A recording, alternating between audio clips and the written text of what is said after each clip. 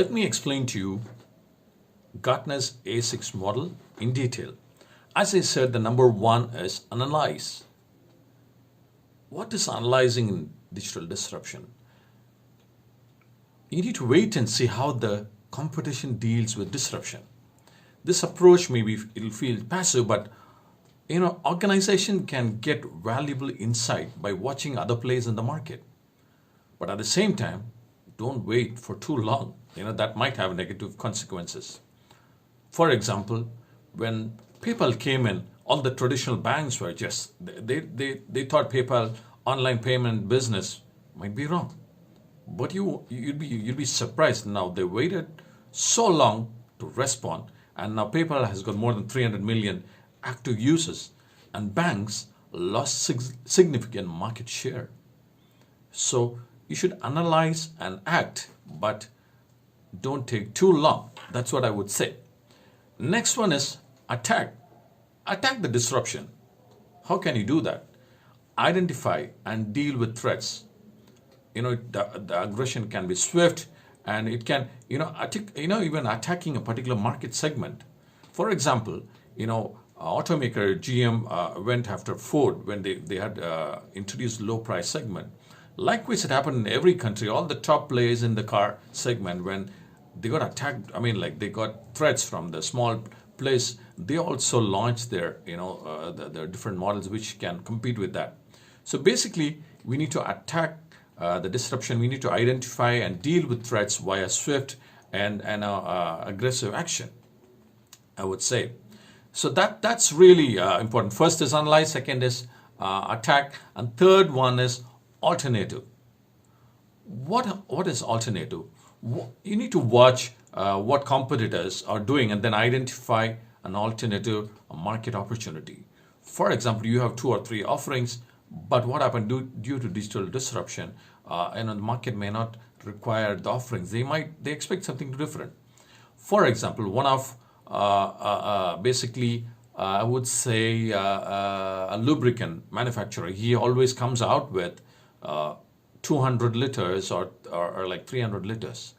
What happened is the requirements gone slower and slower. They came out with 5-liter and 10-liter packs, which started selling very well in the market. Like that, create basically alternative market opportunity. So likewise, Sony has come out with basically a lot of smaller brands, and Nintendo was losing out to superior graphics of Sony and Xbox. So then they came out with a lot of different small offerings. So alternative is the next one. The fourth one is ally. Be partner with. For example, if you see a competitor is coming out of the product where it's affecting you, don't try to recreate or something on your forming an own team. And it's going to take time. It's going to take a lot of pressure. You need to get proper resources. Instead, partner with someone who is creating a product which what your competitor is producing. So partnership is very, very important. For example, to counter Airbnb's disruption, Marriott International partnered with Starwood Hotels worldwide to create a larger global presence and shared resources. So that's a good example. So partnership are getting, I know that's very, very important. Then the next one is acquire. Buy a company that does what you need to counter disruption.